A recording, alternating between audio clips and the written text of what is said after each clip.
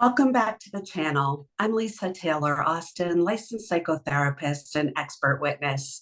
And today, my special guest is Sara Starbird, a licensed psychotherapist herself. And she's going to be talking to us not only about her background and how she got into being a therapist, but EMDR and how using EMDR for trauma is helpful to many.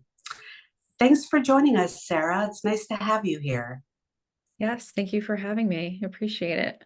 Yeah, talk to Yeah. us a little bit about your background. You're in LCSW, I believe. Yes, yes. Oh, So I received my master's degree in social work, and then I got my license in social work a few years after that, licensed. I started private practice maybe about 10 years ago and quickly got into EMDR from there. I did, your usual talk therapy, but was very interested in EMDR and got into that pretty quickly. great. And you're licensed in Connecticut, Yeah, correct? absolutely. Okay. Connecticut. Okay, great. Mhm. Talk to us a little bit about EMDR, what Yes. it is, and how it's helpful for people. Okay. Yes. So EMDR it stands for eye movement desensitization and reprocessing. It was originally created for people with PTSD, with trauma histories. But over the years, they found that it helps with a lot of other clinical presentations like depression, anxiety, even substance abuse, and other issues as well. But looking at it through PTSD and trauma, um, you know, a lot of trauma memories when people go through trauma when they're younger or earlier in their life, or even recently, um, it seems like the material in that traumatic event sort of gets stuck in the brain, right? The original material, the feelings, the emotion, the body sensations, and it's getting stuck there. So what EMDR seems to do in the rapid bilateral stimulation, which you can either do with eye movements, you can do rapid tapping, um, like this, butterfly, things like that. But the bilateral stimulation seems to stimulate that stuck material in that traumatic memory and allows that information to process as it should normally process, like we normally do in everyday life, so that then that person is not getting so triggered by the trauma. So anything related to the trauma present day, like a sound, a person, a situation, they might not feel so triggered by it. That's a So really good explanation. And how long do you think that most people need to stay in EMDR therapy? yeah, I mean, it really depends on whether they have what we call a recent event. There's a recent event protocol. If there's a recent trauma, they Mhm. may only need to be in EMDR, for a month or so, or something like that, like a couple weeks or a Mhm. month, depending on how recent it is and if it's a one incident. However, if we're talking about more complex trauma or, trauma that happened in childhood or, and then gets, re-triggered over time, much more complicated. Um, the intervention is much more complicated. The EMDR is more complicated, so it may take longer, could take months. It's really hard to say what the time frame is. It depends. Right. Mhm. Each person's experience is unique, but also Yes. the time they need to process through all this is unique to them as well. So Yes. would a one-time trauma be something like a car accident or a shooting, being in a Exactly. shooting or witnessing a shooting or something of that Yes. nature? Yes, it could be. Or Okay. abuse. Maybe it's the first time someone was sexually assaulted. It's just something that maybe happened once or very recent. Yeah. Very good. Now, EMDR therapists are trained in kind of like a laddering type Hmm. of situation. Can you Right. talk to us a little bit about that? Yeah, absolutely. So when one starts to get trained and they go to basic training, they call it, it's um, you know, 6 days usually of training, of basic training, and you learn the basics. And the therapists are really able to use EMDR after that for certain. And it also includes getting consultation. So you're always meeting with someone with more advanced training that's you can consult with and go over cases and that sort of thing. And then if the therapist wants to, they can move up to certification, which means, just more consultation, more advanced trainings, and you can get that certification, and so it's just that you're getting the training, and it's that therapist has that training and they're keeping up with it and all of that. Yes. And to keep you're certified and I'm certified. to keep your certification, you need to be doing what's called continuing education, specifically in EMDR. Is that correct? Yes, through EMDR International Association. I'm certified through there. And yes, they require a certain number of credits every year to keep the certification. Mm. Have you seen successes with your clients using EMDR? And what kinds of things do they say to you, when they've completed?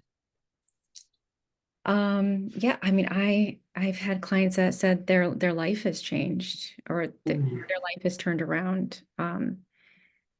That they're not experiencing the anxiety, like the rush of anxiety that they had before.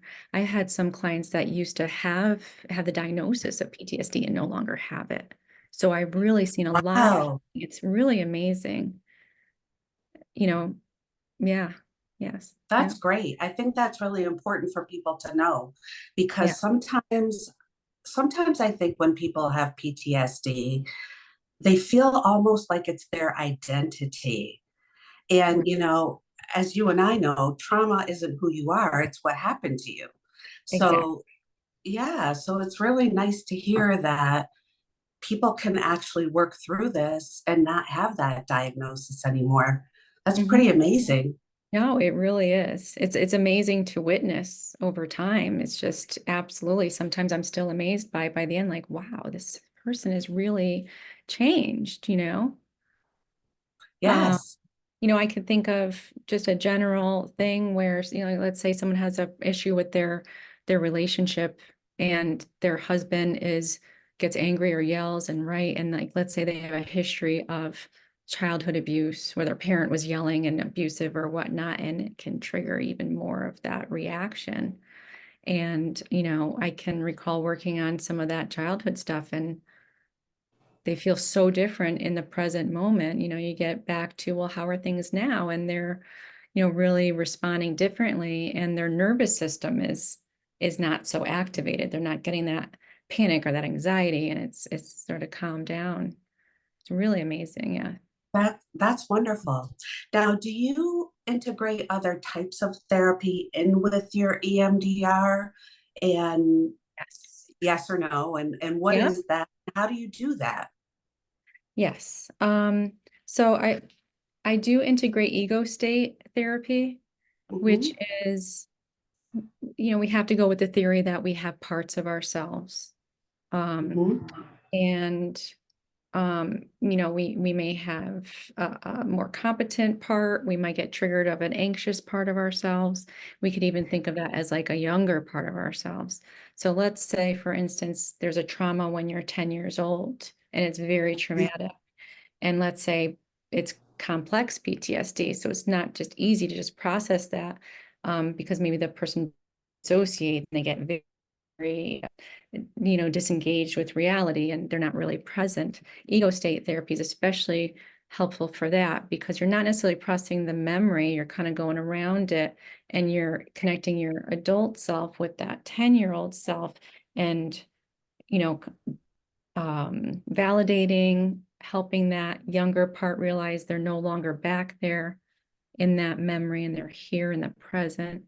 Um, so that's part of it. That's a lot of it. Yes.